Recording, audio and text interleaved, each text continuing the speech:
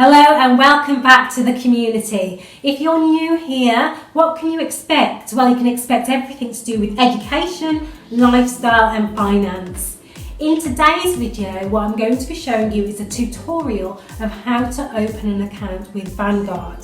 I personally have opened an account with them and I'm investing my money in the investment savings account, which is the stocks and shares.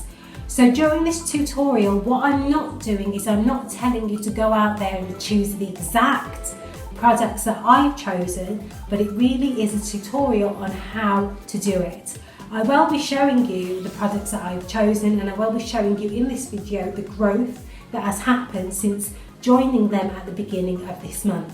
Okay, so please do smash that like button if you like this video so far, and don't forget to subscribe. Every like really does help with this video and getting that information out there.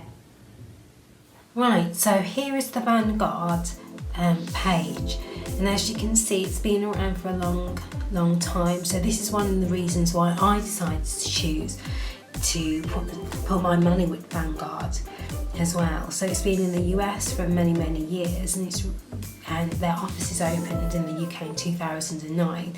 And more importantly, more than anything else, it has one of the lowest fees as well, which is really important when it comes to saving, because you don't want, when you do come to cash in your money, for it to be eaten up and the profits to be eaten up in fees. It says here that they've got 0.10% today, but it's got an asterisk there, so that's one of the reasons why I decided to use them.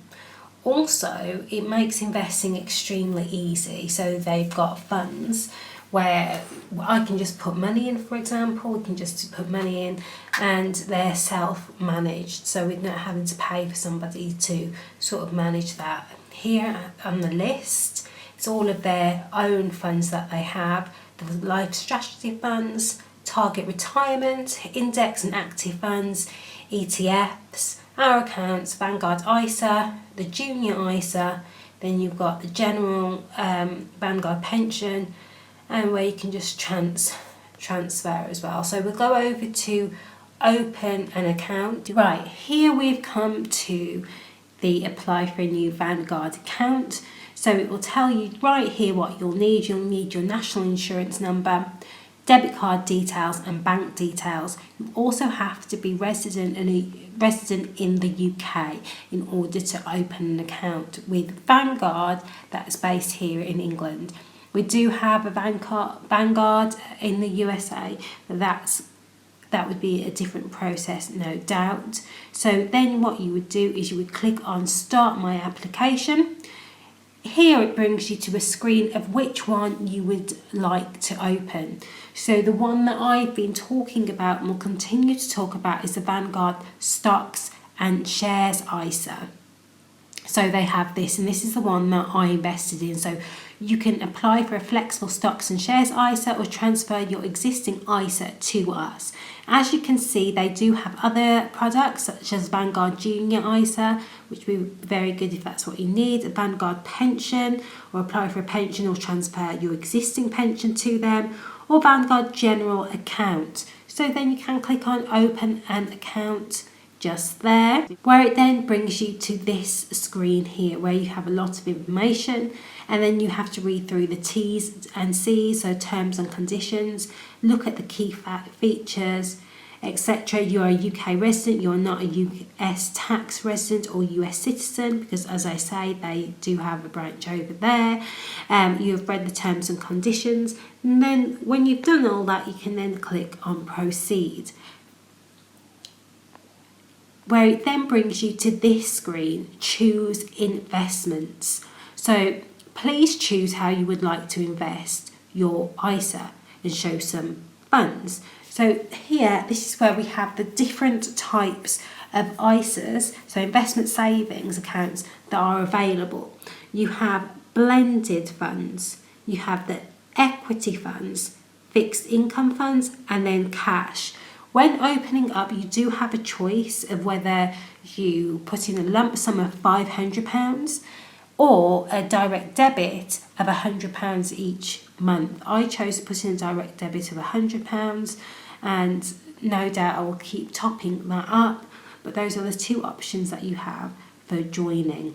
So that's where you would put that in, and then you'd have a look at the blended funds here. This is where they've got the life strategy funds, different types of ones depending on what you would like to choose. So these funds have a number of different businesses that are included in them, and they hold different types of risk as well. So here, the life strategy one, you have life strategy 20%, equity fund, gross accumulation, going up to 100% equity fund accumulation. That basically means that 100% of your money in this one will go onto the stock market. Whereas if you chose the 20% one, it's lower risk because only 20% of your money that you put in will go into the stock market, and then the rest of the money would be tied up in bonds, and bonds have a lot lower risk than what they do if it's not a bond, for example. Key investor information, you can find out all the information you need, and I would say read the terms and conditions of what each one is offering before you decide to choose one for you. So make sure you look at the fees in particular. Here it even goes through the risk and reward profile, telling you which one is typically a lower risk to higher. So this one is typically a lower risk. It's saying the fund is rated 3 due to the nature of its investments, which include the risks listed below. These factors may impact the value of your funds and investments that you have. They also show you past performance, but bear in mind that with stocks and shares, you can't base things on past performance because we never know what's going to happen in the future. Your money can go up and also they can go down as well. But with these type of funds, the risk is very low because only 20% of your money is going on the stock market, and it's also shared amongst different companies as well. So it's not like 100% of your money is going to one company, as opposed to this fund where it's shared, the risk is shared. So if one company gets hit, for example, by some sort of recession or depression or whatever you want to call it, then remember that it's amongst other companies as well. Then you have global. So if you want to, for example, have a global balanced fund, then you can have that and opt for that global balanced fund. And again, these are the objectives that are there. It tells you about the risk which is there, which is typically a 4. And so this is where you can find that key information just there. So let's see if I can just click through here. I select one before you go, so it's really asking me to select one. I'm going to put let's say 500, so that we can just go to the next page to show you what you can expect. Then it says please fill in your personal details. So this is where you would do all of this information and when you were born.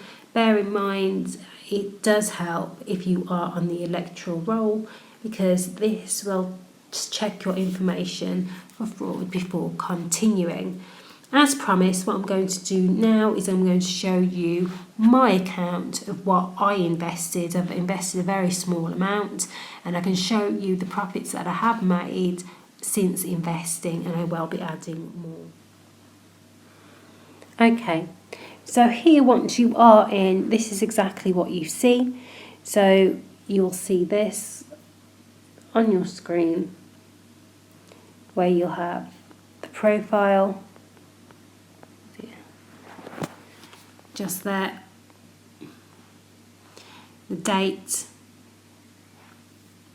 what I've invested so far. I actually invested £100. So if you have a look down here where it says the last transaction, and that was on the 1st of June. Since then it has gone up, and I made money more or less the same day. and we can see that there's been a 4.14% personal rate of return. Obviously, if I've put in more money, then I would have got more than £3.20. So if you put in something like £1,000 or 2,000, 10,000, you can just start to see how that will all add up, especially right now when we're getting absolutely nothing for savings in a regular account. It's making more sense to me now to be investing here so that your money works for you. Bear in mind, these are long-term investments and these are your holdings that you can see here in the graphs, the calculations and the month and the investment types that you do have. Just because I've invested in this particular one, for example, doesn't mean that I'm telling you to invest in this. You need to work out what will be helpful to you. So I invested in the Global Balanced Fund Accumulation. Now that does hold a high risk. I'm not saying that everybody should invest in that. You need to find out why you're investing and what's suitable for you. Do you want low risk, high risk? Are you investing for your pension, for example? This one will just be one of my many investments. This will be for short-term investing, and then I'll have ones for longer-term investing. Down here you can see capital return, where it says in green, it's 3.20%, gross return 3.20%, gains £3.20, and it's not for doing anything really, rather than moving my money from one bank to an investment savings account instead. So you can see right there, you've also got an opportunity to invest more if you want to. You're buying options today, next trading point. You can buy ISA with cash or debit card. You have zero cash available.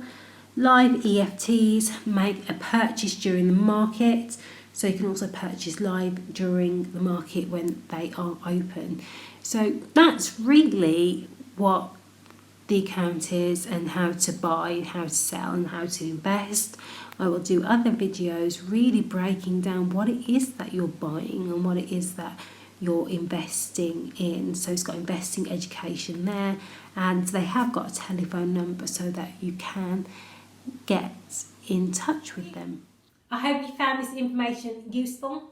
Thank you very much. Please smash that like button. Don't forget to subscribe, and I'll see you again next time. Thank you.